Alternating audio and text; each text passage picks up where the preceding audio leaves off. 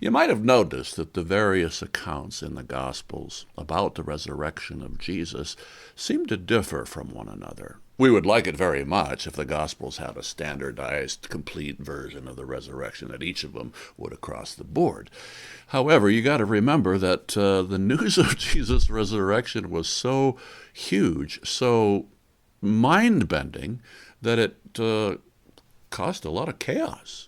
Many people were going in many different directions at once, running back and forth. And I think the gospel accounts and their differences kind of show that.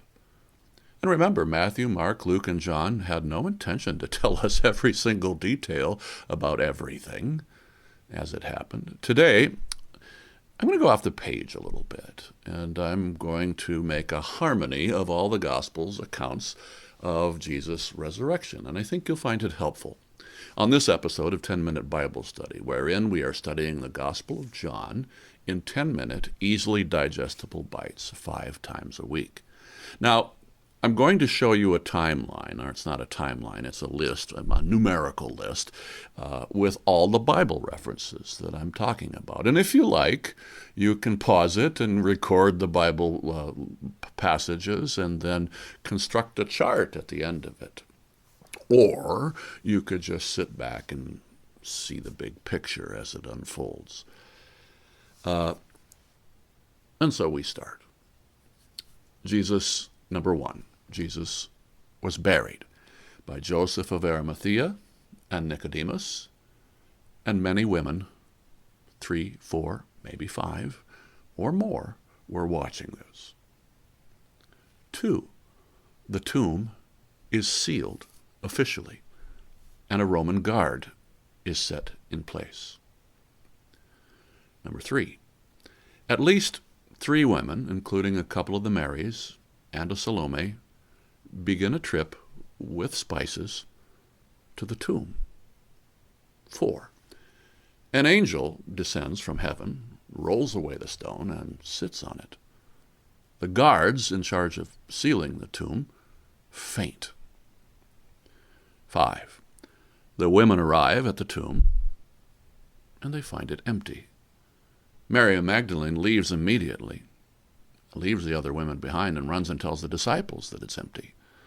The women who remained at the tomb, number 6, see angel who tells them that Jesus is risen. Why seek the living among the dead? And he instructs them to go and share that news with the disciples. Number 7, the women leave to bring the news to the disciples.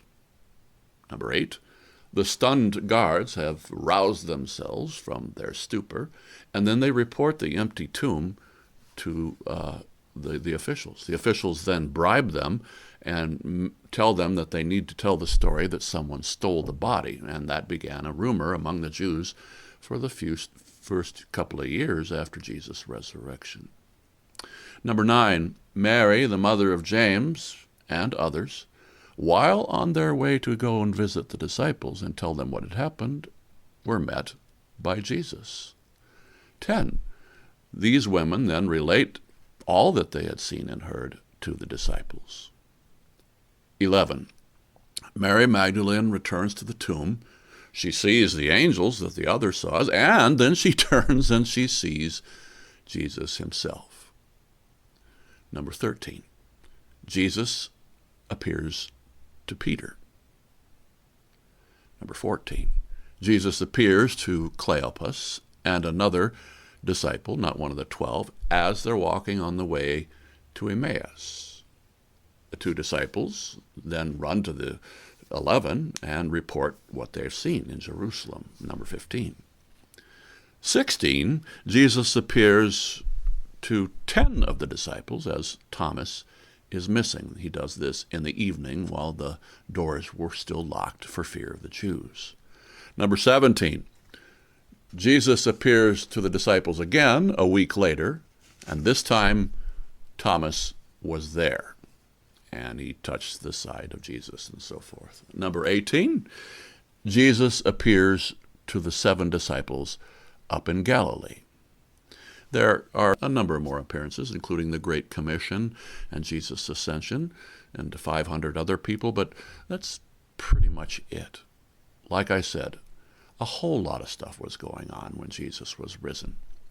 And a lot of things were happening, and think about it. You had the Roman guards, you had the women, you had the 11 disciples, all of them with minds of their own, behaving in the ways that they will. Of course, the accounts that we get from all of the people have lots of variances in them. But I think ultimately, because it is the same account, they all come together quite well.